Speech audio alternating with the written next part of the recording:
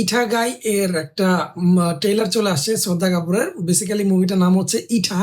এটা একটা মারাঠি ফিল্ম এবং হচ্ছে এই মুভিতে মানে শ্রদ্ধা কাপুর জাস্ট ফাটায় ফেলছে। এইটা শিওর থাকেন যে ম্যাডোকের এটা one of the most viral এবং প্রফিটেবল আরেকটা মুভি হবে, যে মুভি থেকে প্রচুর ইনকাম হবে, অনেকগুলো অ্যাওয়ার্ড পাবে।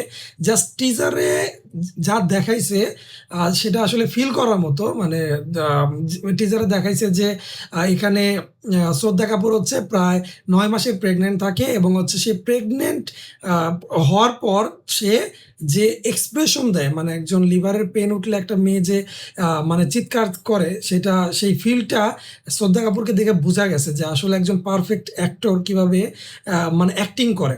এবং সত্যি ঘটনার উপর বেস করে যেহেতু মুভিটা তৈরি করা হইতেছে, আপনাদের জানায় রাখি এটা হচ্ছে ইঠা বাই নামের একজনের বায়োগ্রাফি। এটা হচ্ছে মারাঠিতে হয়েছিল এবং এই মহিলা একাই পুরো হাউসফুল শো চালাইতো, ঠিক আছে।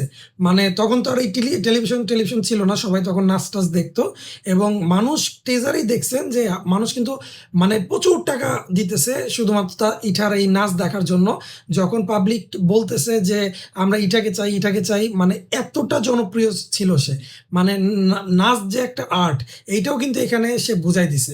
সে মানে বাচ্চা প্রসব করে সেই অবস্থাতে গিয়ে তার ডান্স কমপ্লিট করে। এটা কিন্তু আবারও বলতেছি রিয়েল লাইফ ইভেন্ট থেকে মানে তৈরি করা, সো কোনো মিথ্যা কিছু দেখায় নাই।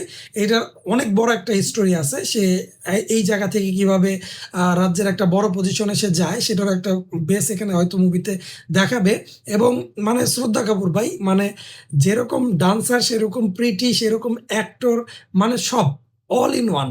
তো এটা এই যে মুভিটার ট্রেলার আসছে, টিজার আসছে, এটা থেকে আপনারা কি মতামত সেটা কিন্তু আমাদেরকে কমেন্ট বক্সে জানাতে পারেন।